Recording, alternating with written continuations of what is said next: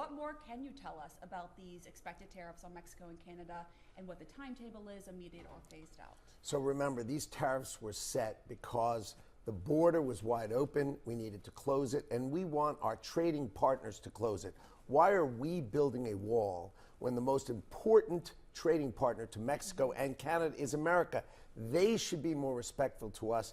They should be stopping caravans. And that's what the president set these tariffs about. He said, stop the flow of immigration and stop the flow of fentanyl killing our people. 75,000 autopsy deaths of fentanyl in America. It's got to stop, and the president is trying to make sure that Mexico and Canada stop it. Right, but you even said in a previous interview, I just saw that you talked to Tom Homan. He said that they're doing a good job on the border. So what's changed over the last 48 hours, and what specific details can you tell us about these tariffs? Okay, so the Mexicans and the Canadians have done a nice job on the border, meaning you have illegal crossings at their lowest level ever. So that's pretty, they're doing a good job. So that's why the president has to decide. Fentanyl deaths only down less than 15%. We really need to save Americans' lives, and the president really cares about saving Americans' lives. So they've got to get the fentanyl down, and that's really attacking the cartels and getting this down. So that's why it's fluid. The president has to say, I appreciate what you have accomplished, but you haven't accomplished enough. And that's what we're going to be talking about all day today. So is it going to be less than 25% then, since they are doing more at the border as part of this agreement then? Is that to be expected? It would be less than that? Well, I'll be sitting across the table from the president pointing out that they have done a good job on the border, but they haven't done enough on fentanyl, and he's got to decide how he wants to play it. And that's the key to the president's advisors. We are around telling him all the details, but then he's going to decide this afternoon, and tomorrow we're going to put out those tariffs. So clearly, you don't want to get ahead of the president here, but why all the uncertainty? As you know, I know you know better than anyone, businesses hate uncertainty. We've seen the stock market hates uncertainty. Don't you want to at least give businesses an environment where they can effectively make plans? Well, in a situation like this, where it's an emergency based on the border being open and fentanyl killing Americans, I think you've got to let Mexico and Canada take their actions, and you got to let the president use the tariffs as his driving force to get them to take their action. The real answer is, why do we need to build a wall? If our most important, if Mexico says the most important thing is doing business with America, why shouldn't they build the wall and they protect us? Because we're the great America. Right, and just be clear, no one's arguing that fentanyl should be crossing the border. I think everyone wants to clamp down on that, prevent the deaths. But it's just going back to the uncertainty question. Businesses hate it. We've seen the impact on the stock market. And a lot of that is centered around the tariff policy and what's going to happen. You're seeing companies hoard inventory. You're seeing prices go up as a result. What can be done about that? You're the Commerce Secretary. Who hates it the most? Mexico and Canada. Close that border. Get the cartels to stop sending in fentanyl. Save Americans' deaths. This is the president standing strong on this topic. He's going to decide today. We're going to put it out tomorrow. There's not a lot of uncertainty to tomorrow, but he knows they've done a good job on the border. They haven't done enough on fentanyl. Let's see how the president weighs that today. We're going to talk about it all day today, and then he'll let everybody know tomorrow what the plan is. True, and he could announce it. And before he was supposed to announce it, he said, "We'll wait, for a while." And now that deadline is here. But even if he does announce it tomorrow, there's still a question of the impact, the uncertainty of the impact it would have. And we're hearing from U.S. automakers who are concerned. You heard from Ford CEO Jim Farley, who said, "Quote, let's be real honest. Long term, a 25% tariff across Mexico and Canada borders would blow a hole in the U.S. industry that we've never seen." Again, we're waiting to find out the details, but 25% is what the president has. It's just really neat.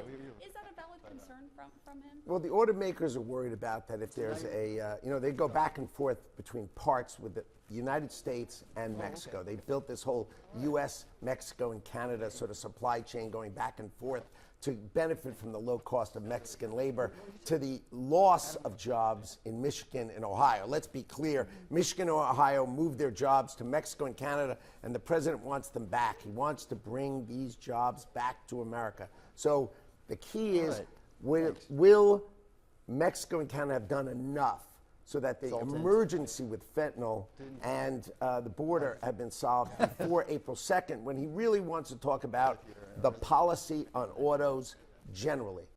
You've got Korean cars, you've got Japanese cars, you've got German and European cars, and they're attacking the American car manufacturers. So he wants to bring auto manufacturing back to America. He wants to reinvigorate Michigan and Ohio. And that's the plan of his tariff policy, but that's the April 2nd. So you got to differentiate between the two. Fentanyl is tomorrow, and fentanyl's murdering Americans. And April 2nd is our tariff policy that says we want those jobs back home. We want these great American jobs back home. We're tired of exporting them. I understand you're saying fentanyl is about tomorrow, but again, the tariffs in response to fentanyl, as you say, does immediately impact these automakers. And as you laid out yourself, they do get a lot of parts from Mexico and Canada. Even if it's an American-made car, it's still coming from there. And a lot of them are saying, well, can we have some more time to figure out our supply chain? And for our viewers watching this, they may be wondering right now, should I go ahead and buy a car now before prices go up a lot? I mean, they're supposed to go up to produce a car from $3,500 to $12K according to the Anderson Economic Group. Should we go ahead and buy a new car in the market for one right You now? should buy. We want to buy American cars. We like cars made in America, built by Americans in America. That's what this president wants to do. But there's no such thing as that right now, and the worry is. Of course well, there is. Why don't you get Jim Farley from I think Ford? it's up to 75%, but they get engines from Mexico. They get other parts from Canada. And I understand that the goal is to have it all manufactured here, but that takes time, supply chain and figuring that all out. And these automakers feel as though they haven't had the time to sort that out. And that's what's amazing about Donald Trump. He understands the details of this, and we are going to craft a tariff policy that hits those things right on the head. We know it takes time to build plants and manufacturing in America. So we're going to come out with a model that incents people to move it back. I mean, we need production and manufacturing back in America, and we're going to do it with tariffs. I want to get your response to Warren Buffett, who said even the tooth fairy doesn't pay tariffs, making the point consumers do, and that it's an act of war to some degree. That's so silly. I mean, the United States of America before 1913 only had tariffs. And then we created, of course, when we entered World War I, we all had to pitch in, and we created, of course, the brilliantly named Internal Revenue Service. That's why it's called the Internal Revenue Service. So Donald Trump has announced the External Revenue Service. Let's let outside people who live and breathe off our economy, let them start paying, and let's reduce the tax burden on Americans. No tax on tips, no tax on Social Security, no tax on overtime.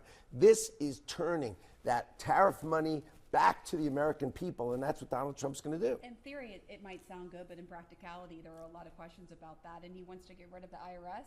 Of course, if we could have the outside, I mean, that's a big objective, right? The big objective would be to have enough money come in from the outside sources, selling, visas, the ability to have a green card to come to America. Imagine if you sold 1 million of them, you'd pay off our deficit and have $15 trillion to spare. And that's only 3% of America. It's nothing. So the concept of replacing us paying, we're like we have Stockholm Syndrome. We just are so happy to pay, we forgot that maybe other people should pay, and we should have the benefit of living in the great America. But I want to ask you, consumer sentiment is down. You're making the pitch. President Trump has made the pitch for the economy. You had former Trump advisor Stephen Moore saying to the Wall Street Journal, he's nervous about the prices, that the administration needs to keep its eye on what's happening, that it should be a top priority. The trend is a little bit troubling. Do you share Moore's fears? A lot of consumers are worried right now about prices. I don't. We are going to drive down the deficit, and that's going to drive interest rates down. That's going to cut mortgage down. I think over the first 2 years. The first 2 years, by but right 2 now, years. Consumers are saying it's too high and it's hurting their pocketbook right now. I think it's going to come down. You're going to watch President Trump drive down price of energy, drive down interest rates now. Over the next 6 months, you're going to see the expectation of the driving decrease in deficits is going to cut interest rates, and it's going to really feed right into the American pocketbook. No tax on tips, no tax on overtime, no tax on Social Security is going to be in this bill, and we're going to start cutting the cost of Americans and start driving this great economy forward.